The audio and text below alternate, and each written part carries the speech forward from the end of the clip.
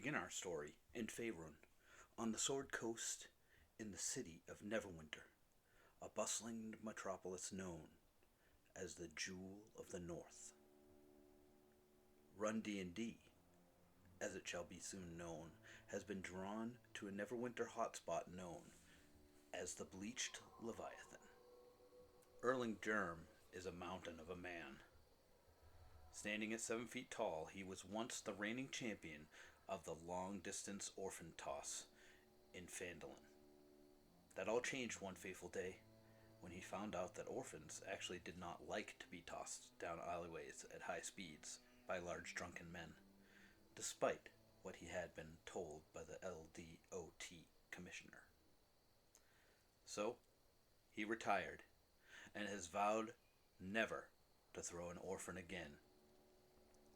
But he hasn't had the best luck since then, and is on a mission of redemption.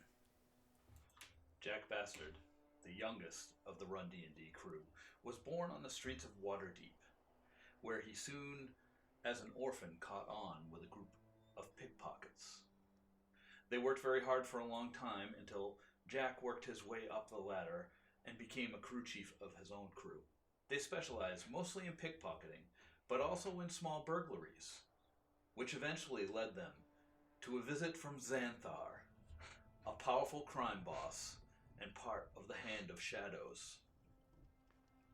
He offered them an opportunity for a job, which Jack accepted. However, on the night of the job, he was the only one to come out. Now, he is on the run from not only the authorities, but also the Hand of Shadows. We don't know much about Bobby Lightfist, but we know he can handle himself in a fight.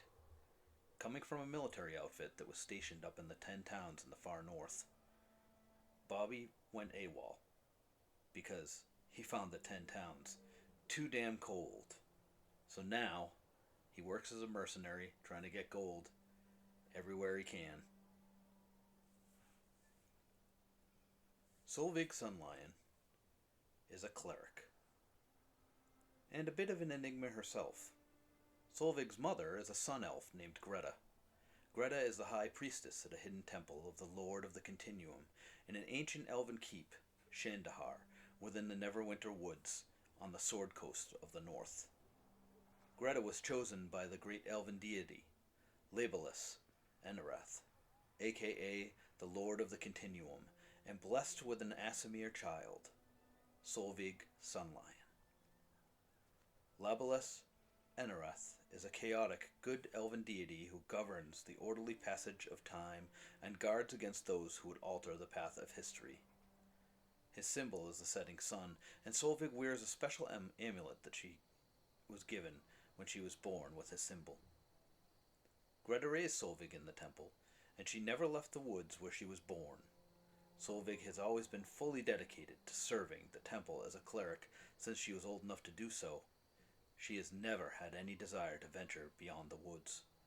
As temple tradition dictates, however, the year Solvieg entered adulthood, she has to leave her familiar surroundings and cannot return until she has gained something of value to contribute to this isolated, secret community. We don't know much about Reyd. He's an elf. He does magic. And man, that guy loves fire.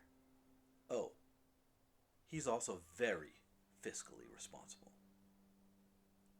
Together, this crew of oddballs and people searching out jobs for different reasons or purpose or gold, they all met up at the Bleached Leviathan, each individually having found the same flyer offering gold in exchange for a transport of goods from Neverwinter to Phandalin.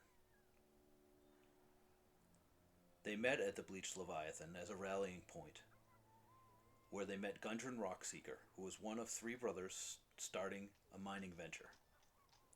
And they also met his able-bodied guardian, Sildar Hallwinter.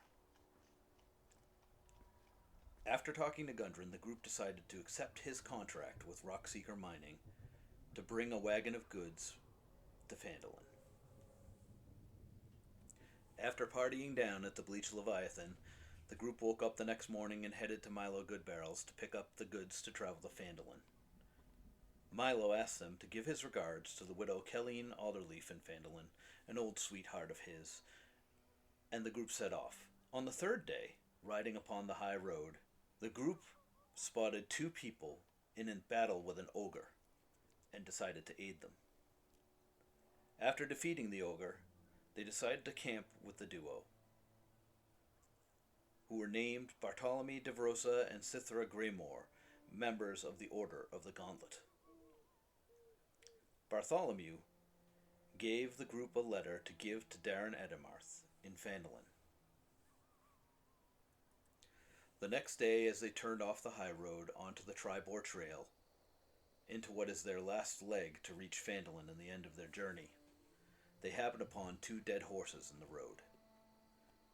Jack at once saw these arrow-ridden horse corpses as the mounts of Gundren and Sildar.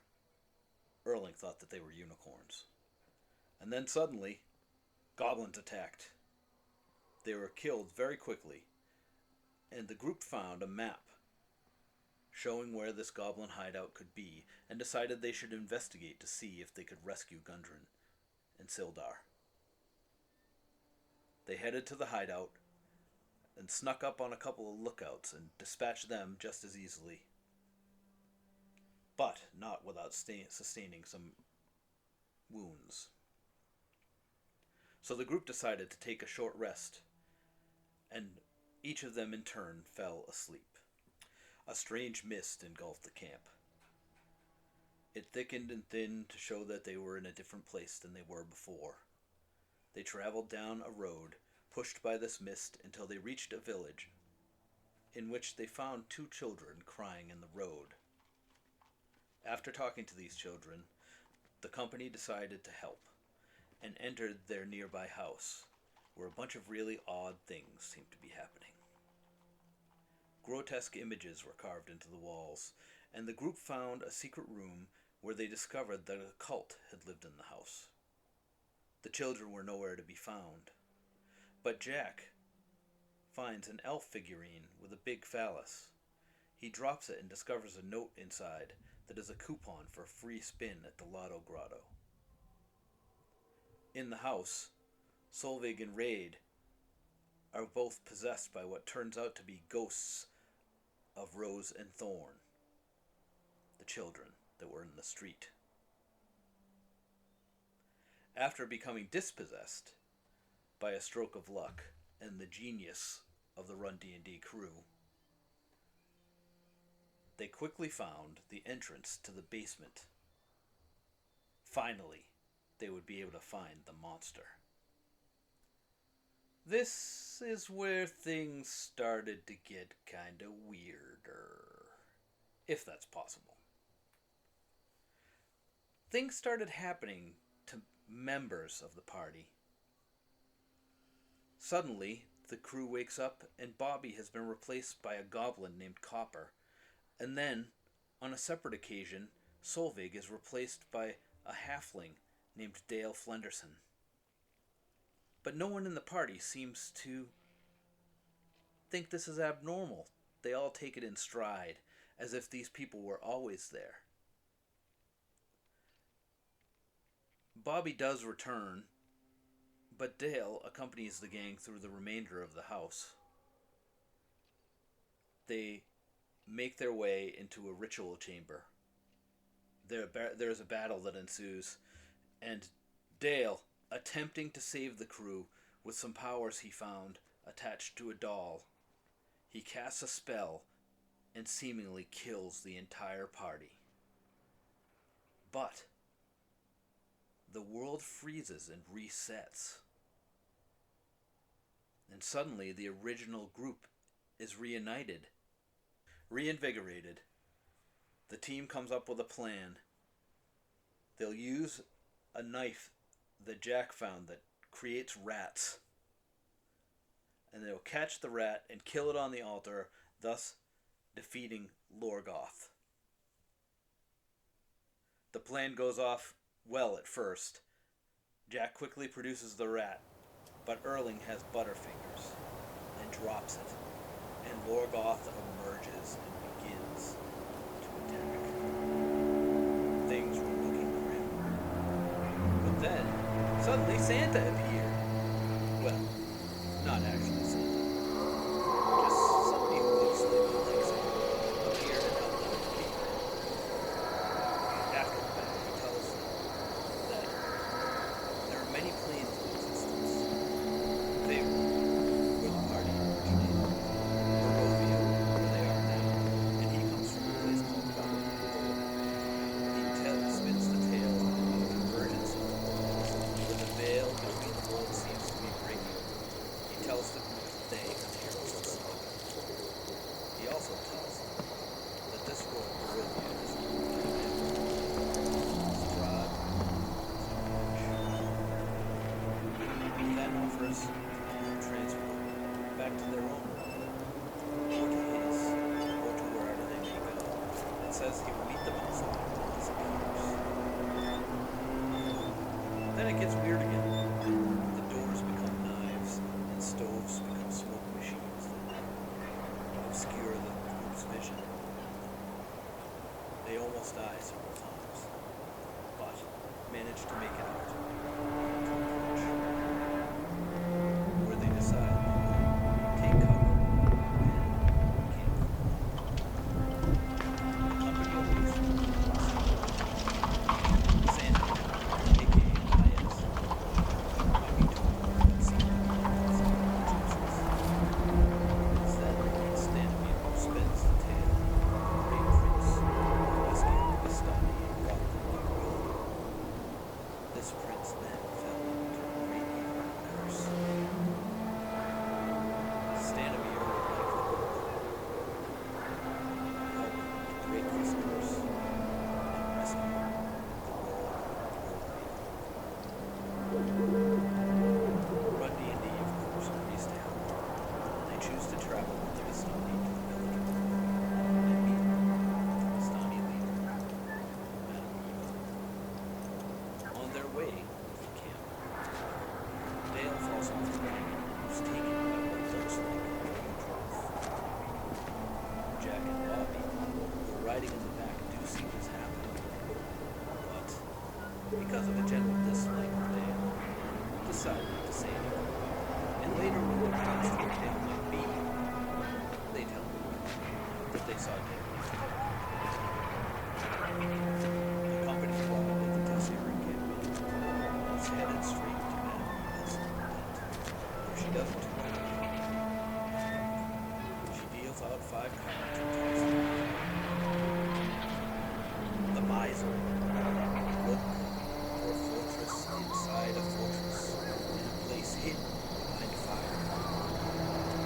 The charlatan. I see a lonely mill of prisoners. Treasure lies within. The berserker. Find the mad dog's treat. Treasure lies within beneath the black bones. The enchanter. A werewolf holds secret hatred for you. Use her hate to your advantage. The marionette. Look for a man who music. A man with 2 limbs. He lives in a place of great hunger and sorrow. As they leave the tent, bewildered by what Madame Eva has told them and trying to figure it out, Dale stumbles out of the water. Doesn't really fill them in on what's happening. Doesn't really know where he's been.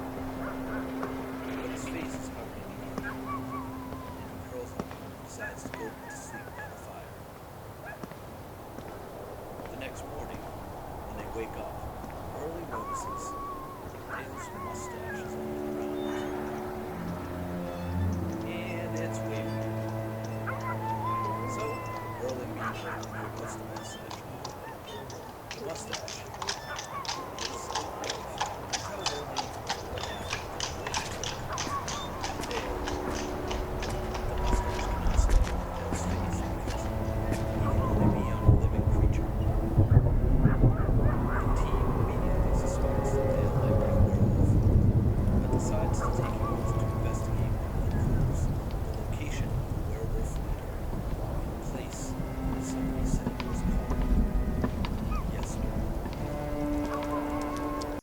Hey, how's it going?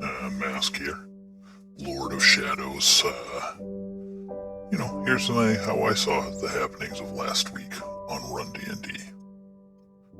Jack smelt a stink, found a dead body, had a note pointing to Zalika Torinescu and some sort of resistance against Strahd.